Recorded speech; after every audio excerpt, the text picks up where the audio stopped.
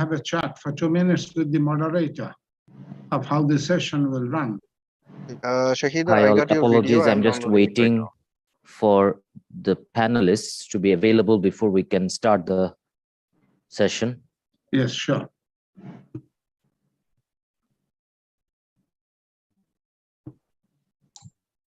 Sorry, people here in Dhaka is having tea and they're coming back just in a minute.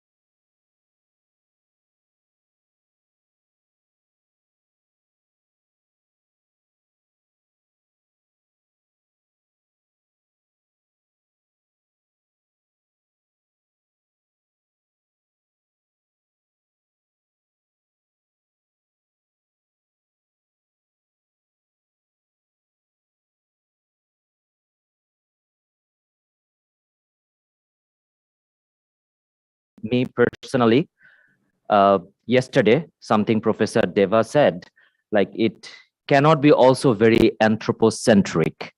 And probably many of the problems that we face today, challenges we face today, natural and otherwise, have actually been created by being too much of human-centric, like, you know, the consumerism and all that we know about. Just to hold on to that narrative, and we just talked about this morning about, you know, people who are not that visible in the economic vehicle. How do we reach those people? How do you include those people into the real conversation, which make real impacts, right?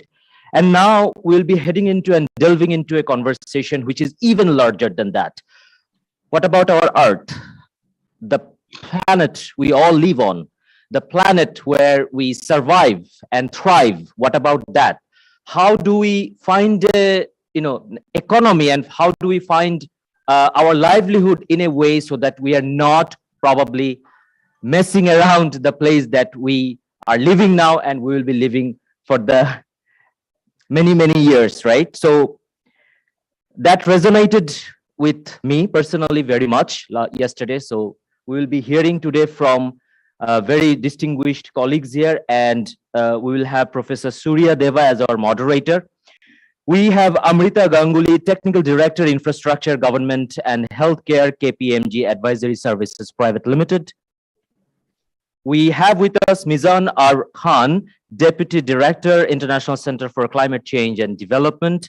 We have Zahirul Islam, Managing Director, PHP Ship Recycling, Yard. We have Dharitri Kumar Sharkar, Deputy Secretary, Climate Change, Ministry of Environment, Forest and Climate Change. So thank you for being here. I think there are more speakers, I guess, online.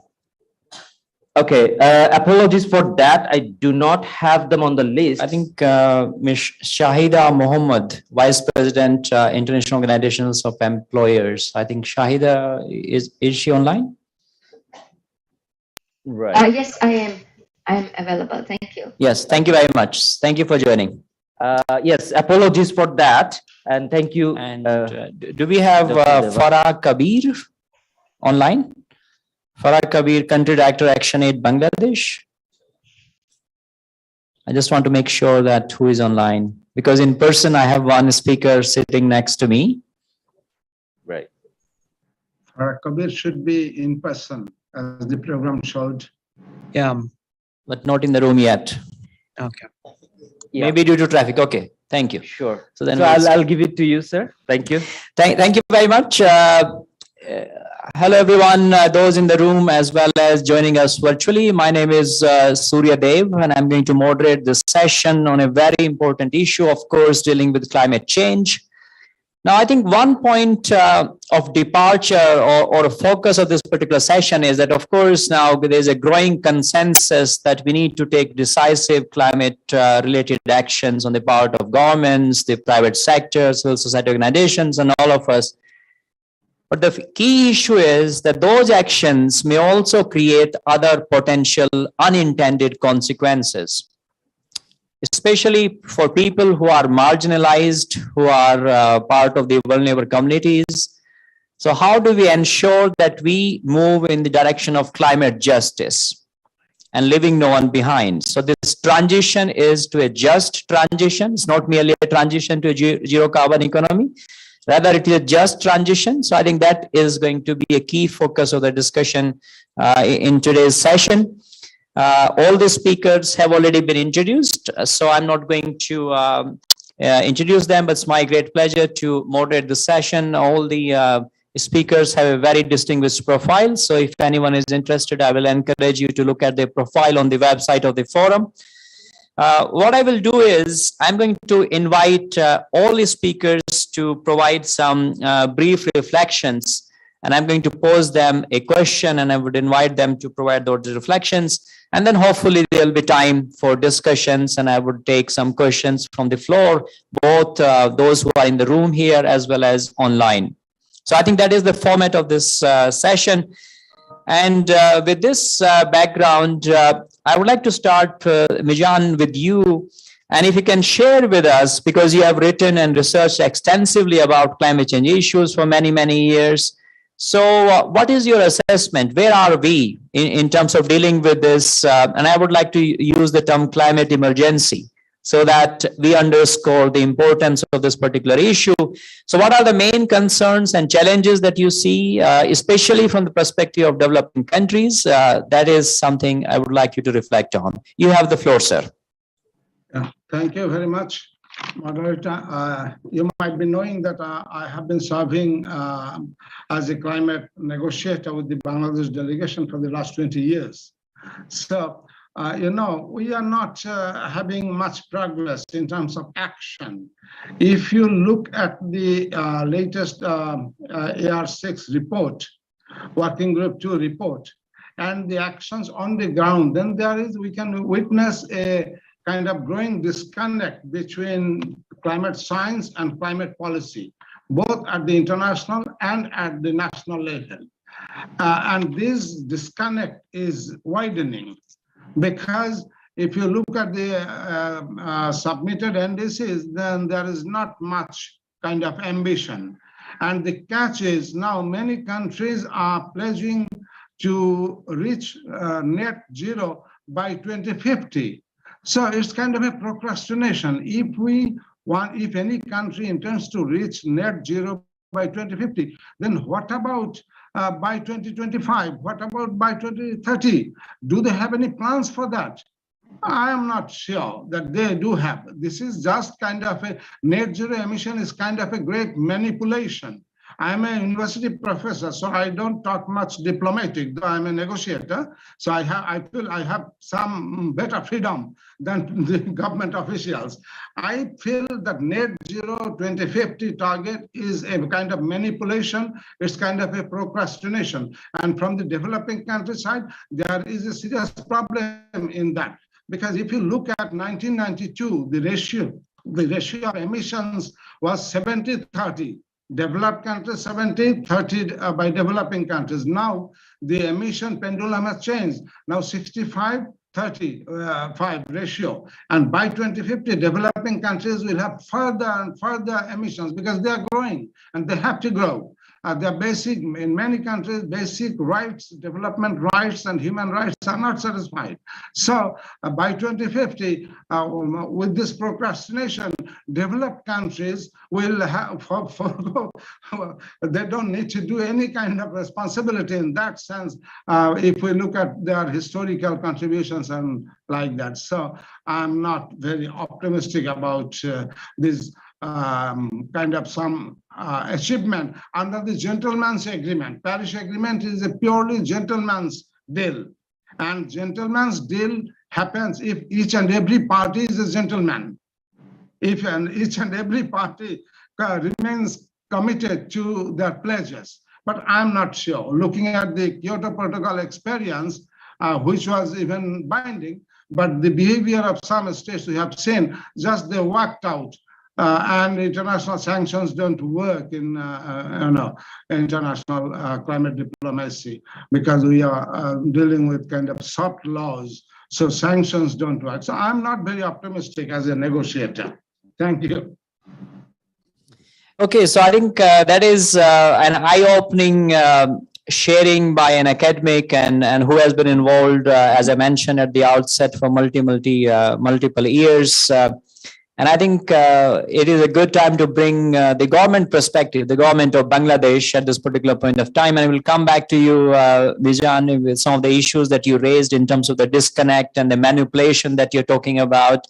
And perhaps we can bring in the private sector as well later on. But now I would like to move on to the government perspective. So, Dayatri, if I can ask you to provide the perspectives of the government. So in COP26, for instance, you have been part of the delegation and you have been leading the government push. Are you still with us? Can you hear me? Yes, I can hear you. Okay, very good. So my question is that, are you satisfied with the COP26 outcomes that we achieved, where we should be going in future? Next one is in Egypt. So what should Bangladesh government be doing nationally, at the regional level, leadership at the international level? So what are the plans? And of course, the zero carbon economy goal is definitely very much on the table of many governments, including Bangladesh. So if you can share the perspectives both inward and the outward in terms of the COP, that will be very useful to hear. You have the floor, sir. Thank you. Thank you for giving me the floor. Actually, for this, how many to answer this question, and I want to deliver some activities of the Bangladesh government, who is the Bangladesh government is doing. Then, how many minutes I shall have now? I think 5-6 minutes in the first round would be great. So if you can share some of those illustrative activities, and then we can come back in the second round for more discussion. Okay, this time I want to show some government activities of Bangladesh, and within 5-6 minutes. And this time I want to share my screen. I hope that is possible. I'm looking at the technical team. Can you share? Okay, yes. I understand that you can share your screen. So please share your screen, sir. It seems we can see. I think, yes. I think now you can hear me and you see my screen. Yes, we can do that. Can you run the slideshow, please, if you can? Because if you run the slideshow, it may be better to. Okay. Yes, I think thank this you. is okay now. This is great. Thank you so much. Please go ahead, sir. Okay. So at first, I want to describe that.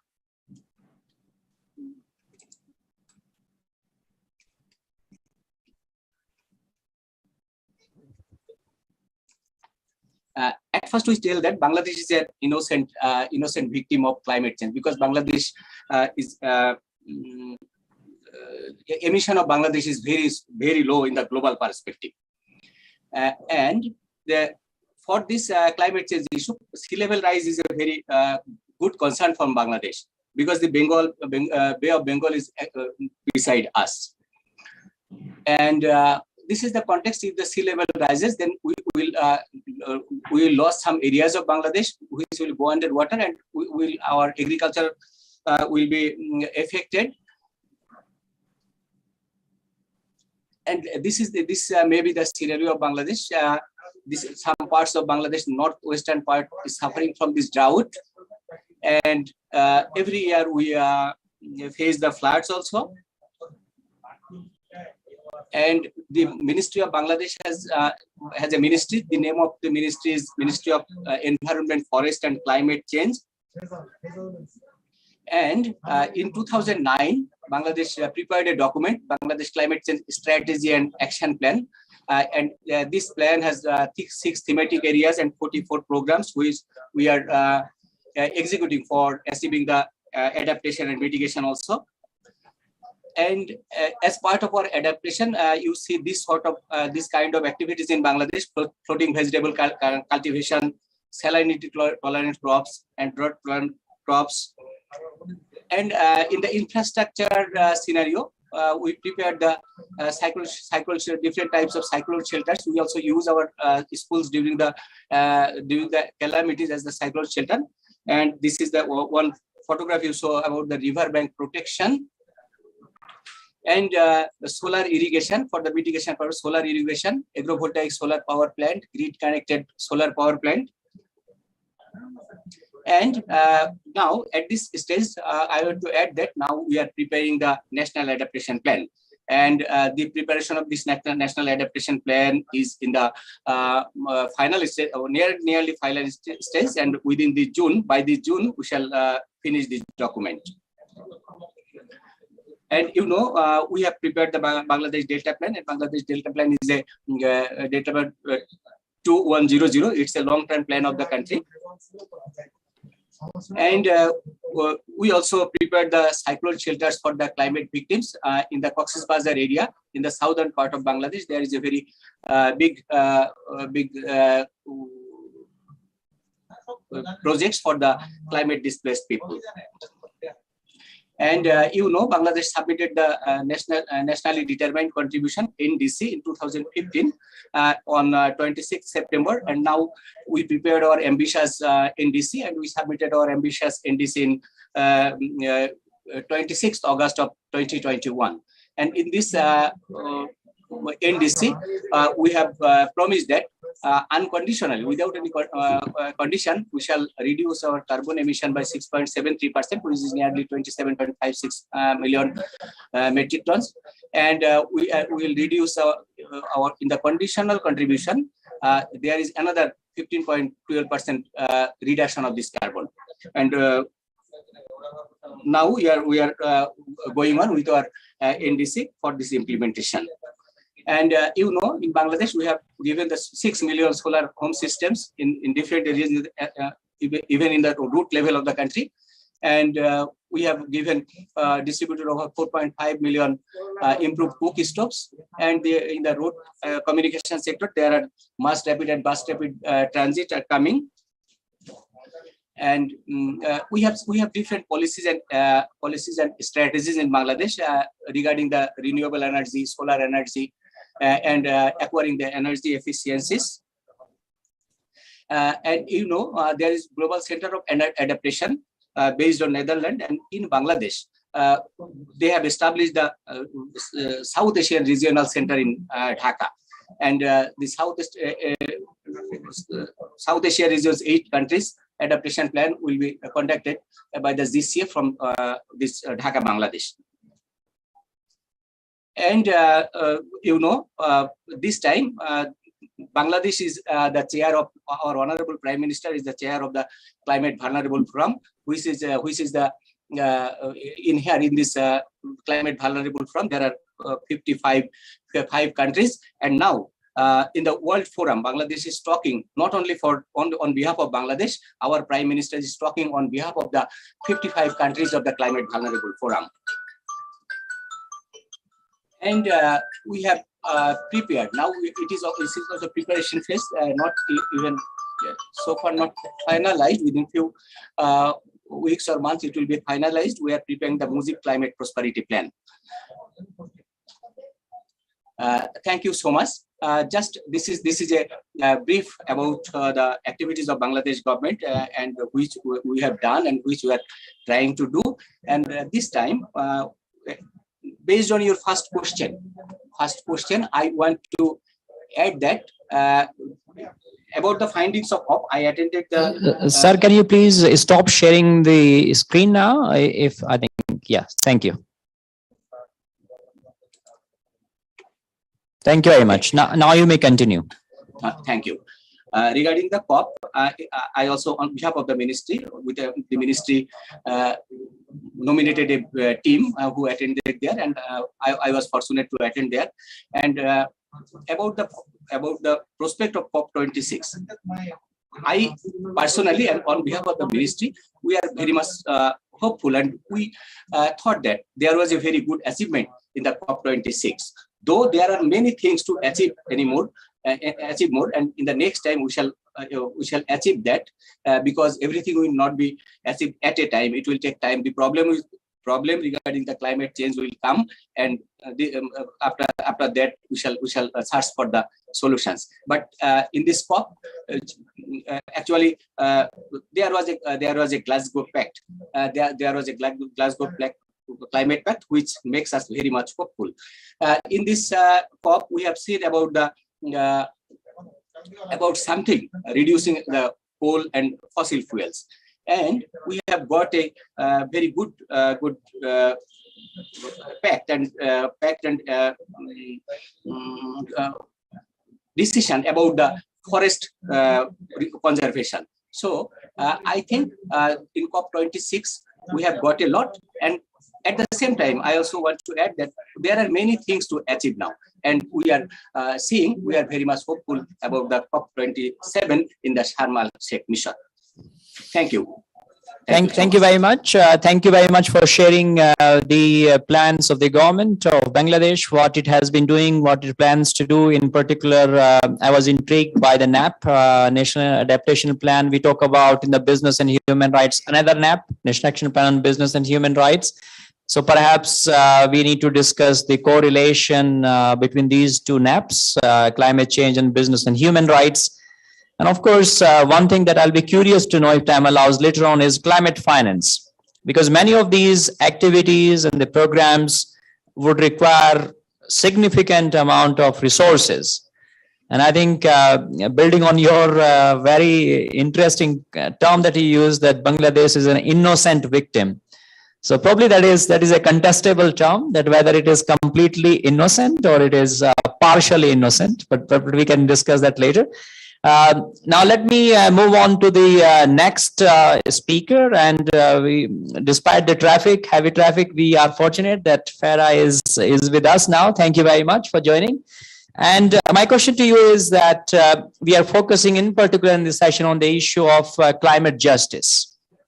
So from the civil society perspective, Farah, why is this issue critical? What barriers and challenges do you see? And what should be the solutions? Where should we be going from your perspective to ensure that we don't leave anyone behind in this goal of net zero? So you have the floor, madam. Thank you. Thank you so much, and apologies, but just as growth is beautiful, growth is also complex, and the city is probably not catered for such growth. So thank you so much for inviting me. I'm Farah Kabir. I'm the country director of ActionAid. And, you know, I was very fortunate to be part of the COP and UNFCCC processes. And at the beginning, I was there when Mary Robinson, who actually launched this whole ethical business and the UN convention. And I was there at numerous meetings of the UN and conventions with her, trying to understand. And the civil society has been taking an active role also, that it is important to think about the private sector, the corporate sector, about business beyond the indicators of profit. It is about justice. And I think for a long time, the clients or customers always thought we were helpless and powerless. But the fact of the matter is, it's our taka or dollar which we spend to buy a product or a service. And therefore, we have to remember what is our entitlement. And when we talk about the business part of it, I mean, the United Nations guiding principle on business and human rights was approved in, you know, it's quite clear. It came in 2011. It has instruments of like 31 principles on the issues of rights concerning business enterprises around the world, regardless of the size, sector, structure, location, and ownership of the business. And it's just this month that Bangladesh signed and ratified the ILO Convention 138 on the minimum age for employment. And I mention this because it is related to child labor. it is related to, the UN has one convention which is about the protection of the rights of the children. And then you find that we in Bangladesh have the factory law, which says any child above 14 can be employed. So there are some inherent contradictions. And this is where the civil society comes in. The civil society acts as a watchdog. The civil society brings out these anomalies and the differences that exist. The Section 12 of the National Human Rights Commission, provides mandate to deal with complaints relating to allegations of business-related human rights violation. And the commission can inquire into a complaint concerning alleged business-related human rights abuses. Now, how many businesses in Bangladesh know about this or understand this? And how many of our citizens understand this? Because if the water is polluted because of chemicals used by a particular business, then it impacts on my life, the life of my children, the life of my elders. And so where do I go and complain? So what has happened in Bangladesh is we are way ahead in terms of the infrastructure, and we talk a lot about the design of the infrastructure and how it should be environment friendly. But on the other hand, it's important also to understand the whole, have a complete picture. It's about pollution. It's about the air that I breathe. It's about the water I drink. So all this is important. And therefore, the civil society considers itself as a watchdog and wants to remind our policymakers and decision makers. It's a partnership for a better world. And at this juncture, we are also looking at how the transition can be made, because global leadership, environmental activists, and businesses are talking about green jobs, making that transition. Wonderful. How are you going to make it?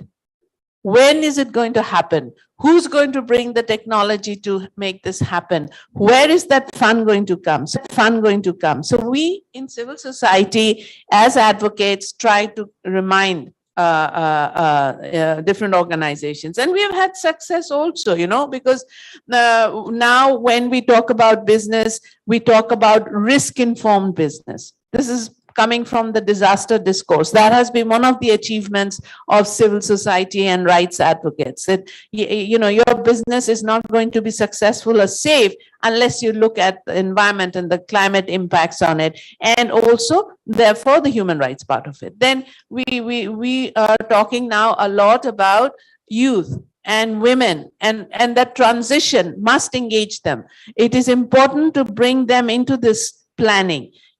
And it can't be planning just sitting behind a computer in some building in Dhaka. It has to be regional. It has to be local. Yes, we have the NAP, National Adaptation Plan. But when the first National Adaptation Plans were made, it was very tech heavy, or it was very expert heavy. It did not consult. It is gradually moving. There is more consultation, but I still see less, limitation of women and girls and young people's voices in there. So this whole planning, and this is where we need to work together. And 2022 is the year when climate change seems to be on everybody's mind, seems to be on everybody's agenda. Therefore, we can bring the voices of the affected. We can also remind everyone that how we can all contribute together. I'll stop here, but I'll take questions.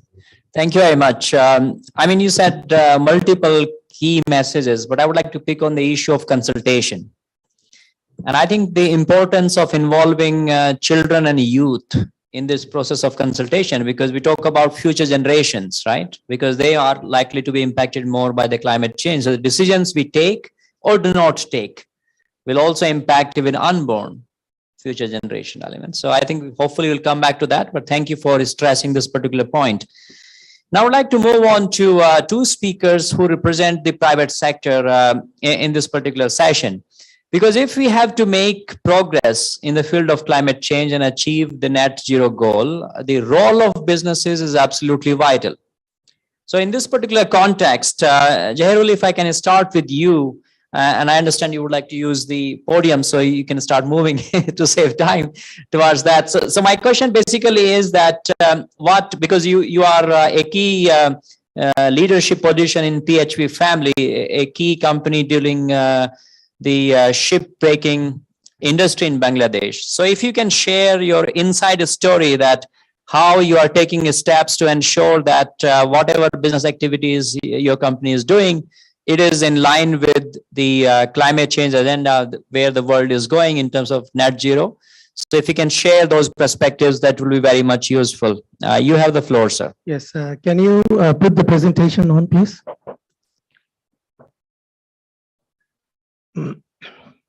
Can we have the PowerPoint, please? Thank you.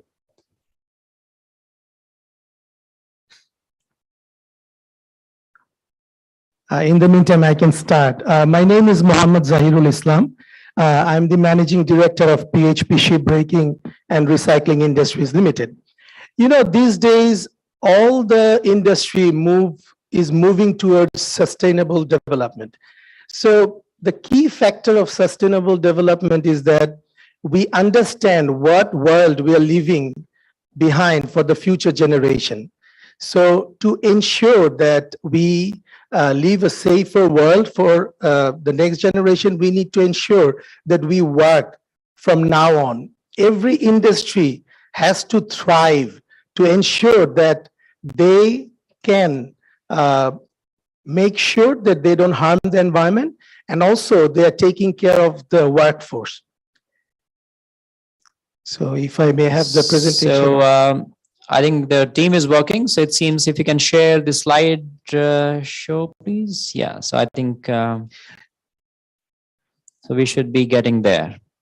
Shipbreaking is a very interesting industry because there is so much negativity in this industry that whenever we talk about shipbreaking, you know, all the horror story comes into people's mind because we are driven by information. We are driven by Google.com. So whenever we search shipbreaking in Bangladesh, there will be all the negative perspective that will come into your information.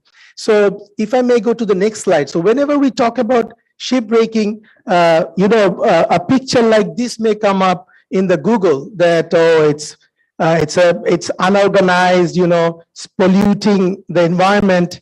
The next slide, please. You know, workers' rights are abused, but these are, you know, this industry was like this maybe 15 years back or 20 years back. Have we not done anything to change the narrative? Yes, we have done. PHP is the first recycling industry in Bangladesh to be Hong Kong Convention compliant. So we are moving in the right direction, and the good story has to be told as well. We live with so much negativity that we lose the point what Bangladesh is doing right these days. So if we may go to the next slide, what PHP has done. So from the first slide where it was unorganized and it was not, you know, looking pretty, we have transformed the industry into a different dimension. We have developed the yard in a way so that we protect the environment and the worker safety is ensured. We give proper training to our people that are employed, and you know, nothing is done in the ocean that will harm the ocean. So we may go to the next slide, please. So if you look at the yard right now, it's having impermeable floor. So all the production takes place on the impermeable floor, and the rainwater is collected separately in tanks, and we have ETPs. Before we release the water into the ocean, we go through the ETPs and then we release the water. So positive things are happening, and we need to talk about that. And the industry is moving towards sustainability. And you know, whenever you search shipbreaking, you see all the horror stories, but things are moving. We are not staying 20 years back. Bangladesh is moving forward. May I go to the next slide, please?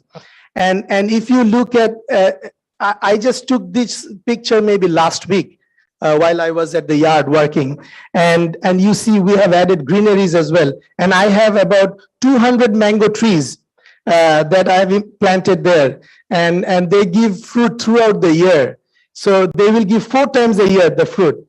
So things are moving, and people are not staying behind. Every industry is working towards sustainability, and the government is playing a very active role. We can talk about net zero now, but it will happen. We have to start at some point. It will happen. Maybe after 5 years, after 10 years, people will move in the right direction. But the discussion has to start. And this is where we start. I will leave with a short documentary that I have of my yard for people to understand what PHP has really done in Bangladesh. Sure. And we will play up to 3 minutes, 32 seconds. Thank you. And before we play the video, because you raised interesting points, so if you don't mind, you mentioned the mango trees. So hopefully we can get some mangoes in the next forum.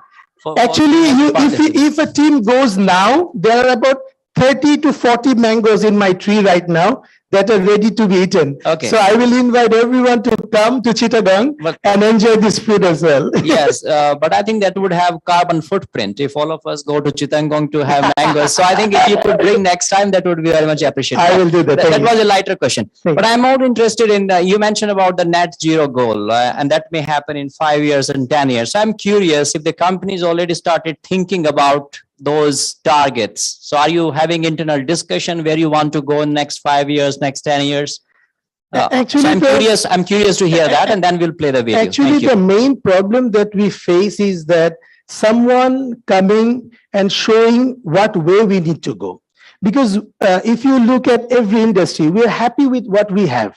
But when a different perspective come, when something happens like Rana Plaza, then we starts changing. But why don't we have, a forum where we can discuss which way we need to go for each industry? Then the industry can work on that. Give us time. It is possible. Nothing is impossible. Okay, So, thank you. Probably come to that later. Is that okay? can we? So play can we have video? the video now? And then I'll move on to the other speakers, and then we'll have the discussion. So Covering an impermeable floor of 15,000 square meters at the edge of the Bay of Bengal, the PHP ship recycling facility is one of the world's finest. We at PHP are pioneering the green and sustainable ship recycling industry in Bangladesh. Starting the journey back in 1982, the PHP ship recycling facility is now capable of handling and recycling up to 100,000 light displacement tonnage per year.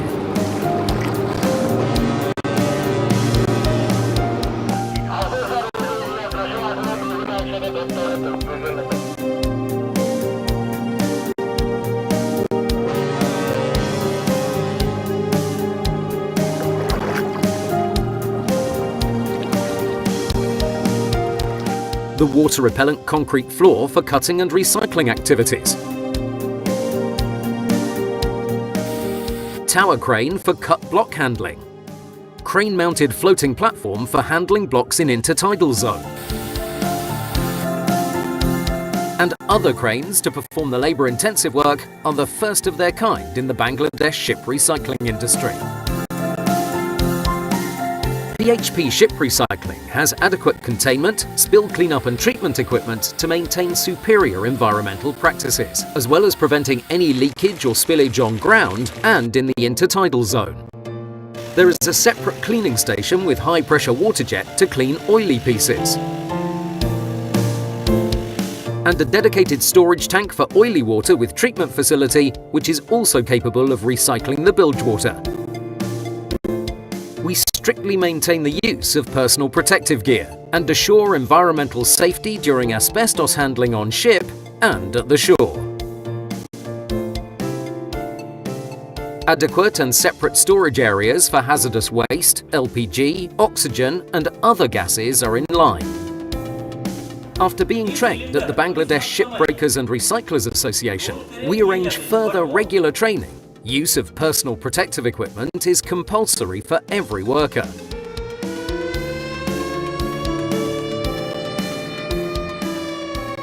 We perform instant mock drills on firefighting to exercise our effective firefighting system with sufficient water storage facility. Our workers can enjoy the services of the well-equipped medical facility and ambulance, and also have full access to the BSBRA hospital. We care for our workers with comfortable accommodation, clean and hygienic washroom facilities, canteen, recreation room, and prayer room. PHP Ship Recycling Facility has been awarded with the Statement of Compliance to Hong Kong International Convention for the safe and environmentally sound recycling of ships for the first time in Bangladesh. PHP Ship. So thank you very much for sharing your insights and also bringing this video to light, because we also would like to promote good practices, how to do it, right? So I think that is very crucial, because even if businesses have a leadership and political will to do it, they also need to know how to do it. And I think that constructive and collaborative approach perhaps is also needed to fight the climate change crisis that we are grappling with. So now I would like to move on to a virtual speaker, Shahida, if you are with us. Yes, thank you. So I think like Bangladesh, the Maldives is also one of those countries where the climate crisis is more emergent and very prevalent, right? So I would like to know from you, what are the businesses in Maldives doing to deal with this particular crisis? Any barriers you see, any appetite on the part of businesses to take decisive action? So any good practices that you can share from the Maldives? So you have the floor, madam. Thank you. Thank you so very much, Chair. Greetings from Maldives to our colleagues around the world. I agree with you completely, Professor Shriyadeva, that we need inclusiveness for climate justice, collective dialogue, and collective action. It is also, for me, very encouraging to hear the mitigation efforts by the Bangladesh, our very close neighbor. Likewise, Maldives Islands, arguably the flattest lying country in the world, with average elevation of just a bare meter, unstatic, and is constantly being reshaped by oceanographic processes, and it is extremely vulnerable to frequent weather events, just like Bangladesh. Our island nation is at risk of disappearing if the dangers of global warming are not addressed collectively and urgently today. As Farah has mentioned, it's collective rights and collective responsibilities. Before I go to some practical examples, I would like to share a short video of Maldives regards to its environment. May I request? So technical team, if we can have the short video, please. Thank you. Most of the facts in the video is very accurate because I did it for a training program.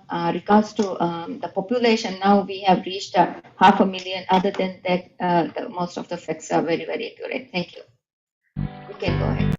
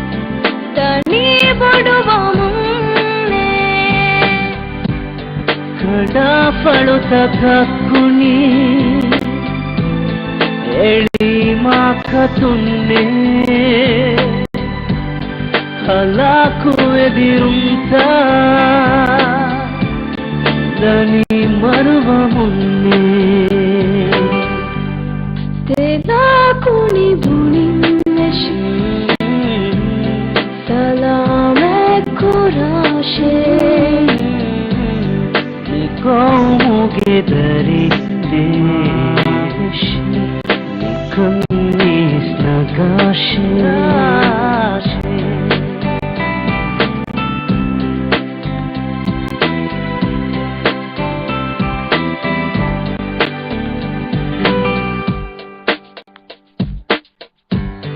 Farungane gum adumudin huttamato Faruge kudrati niti khandakamato Kirege mirato How long is the video? Dium huttu vetu Palagodu doshum negum huttamato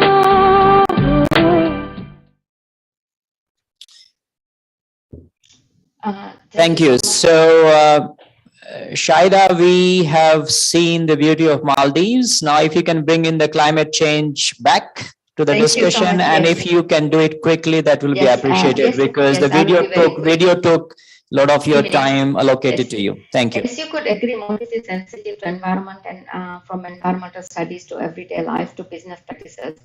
Breaking the addiction to plastic convenience, banning one-time plastic such as cups, plates, water bottles, and bags on the rise in Maldives. Businesses look to use eco-friendly cleaning solutions and equipments, and our advocacy to going green in home to offices are on the rise for decades now. I would also like to bring to the attention that National Green Award also encourages businesses to go green, and guest houses, restaurants go for solar energy, mandating that purchasers give a preference to green as well. Efforts are also made in waste disposal, and we are encouraging to reproducing coral growth in the islands. Attaining biosphere reserves in UNESCO status and getting UNESCO status in few islands has brought us pride, international recognition, and new opportunities for Maldives, creating marine-related jobs such as dive instructors and boat operators. We also have only 20% allocation on island for constructions. So we are trying to preserve the nature as much as possible. And tree felling is not automatic in island development. We are fierce in advocacy of blue and green economy. We have mandatory environment impact assessment report for all development projects. And Maldives has a target to reach net zero emission by the year 2030 with international support. And it's one of the most ambitious targets for an island nation like ours. We hope to have a new phase of innovation, exploring potential for offshore wind, tidal waves, and electrical vehicles. Maldives, the land of sun, sea, and sand, would like to welcome you to a 70% renewable energy in its energy planning process worth replicating by many SID countries. And UNDP has signed a water project supporting by the Green Climate Fund with the government of Maldives to deliver safe and secure fresh water in the face of climate change. It is making the launch of a very first Green Climate Funded project supported by UNDP in the world. We need to continue our collective effort and good practices, of course, and to curb the effects of climate change. We, of course, need to strengthen our monitoring and climate violation penalties. And together, I believe we have hope. I will stop here. Thank you. Thank you very much for